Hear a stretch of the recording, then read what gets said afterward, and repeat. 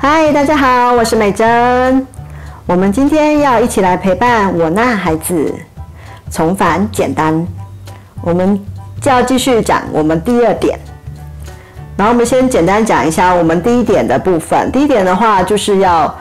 去符合你真正生理的需求，所以你的觉察你自己身体的状态是一件非常重要的事情。第2个就是你要符合大自然的规律哦。其实我们常就是在讲说人定胜天，是在鼓励我们说我们要努力，然后你就可以获得你想要的东西。但是其实也别忘记了，在人定胜天里面，这个天，我们人其实也是在这个天底下生活的。所以符合大自然规律这件事情就非常的重要。我们是要跟大自然和平的相处，然后取得平衡。不然你看现在其实我们很多的人定胜天，其实已经造成了很多的生态破坏，其实已经危害到我们的身体健康了。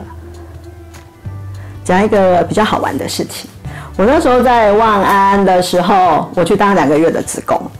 然后我那时候就是答应我一个朋友说，我每天要去拍日出，所以我真的就是依照太阳的作息在过生活。我就早上比太阳出来的时间再早一点点出门，我就走路去各个地方去看日出，然后到傍晚的时候，就是夕阳的时候，就看完夕阳就回家。然后呢，当然偶尔要去看一下星空。对，所以其实那种感觉是你会觉得非常的自然，你回到一个很原始、很简单的一个生活，你会觉得那个生活是很轻松、很愉悦的。有人其实就是当地人会觉得我很奇怪，因为他们觉得说我怎么用走路的，在万安没有人是用走路的，每个人都是一定都有摩托车。但是所以我跟他们打招呼的时候，他们也觉得我很奇怪。但是我觉得在那个当下的时候，我觉得我是最开心、最自在的。然后当然在这个时候呢，在看日出的时候，在悬崖边遇到了我老公。我觉得那个感觉就是因为我老公也是一个依照太阳跟潮汐在过生活的人，所以其实那种感觉是，就是其实我看到他的时候，我觉得他就是一个很单纯的人，因为他以为我要自杀。所以他骑着摩托车在那但是我觉得好吵。然后再看看周遭，我发现没有人，那应该他在看我，所以我就走过去跟他说我没事，对，然后就这样子认识。然后后面其实我去的第1个月，我是没有人要跟我打招呼了，他算是第一个跟我打招呼的万安人。然后后面1个月就又在跟他巧遇了很多次这样子。所以我觉得那是一个非常很自然、很契合的一个状态。所以刚刚讲了那么多故事，其实就是想跟大家分享，就是要回到你大自然的规律里面，你要去享受那个大自然的那个简单，那个非常，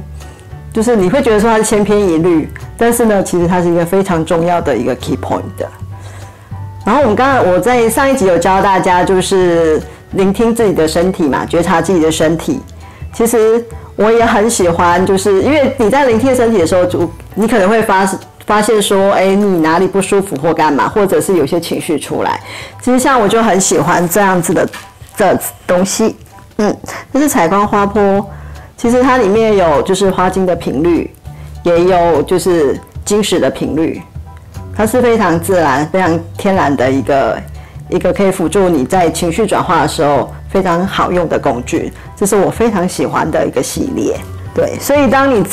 在陪伴你自己的内在小孩的时候，有一些情绪的状态下的时候，其实你就可以就是像这个是用擦的，就是可能是外用的，擦到你的关节的部分，因为我们关节很容易就是会紧绷、会僵硬，所以先去松你的关节的话，会让你就是更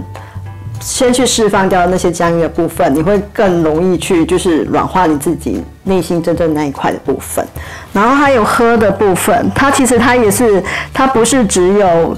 就是花精而已，一般的可能只有花精，可是这里面其实它也有精石，所以像这一瓶就直接就是重返简单的就是口服的花精。我觉得这个可以帮助你在你就是觉得有情绪出来的时候，你不知道该自己怎么办的时候，你可以给自己就是一点点的就是工具辅助这样子。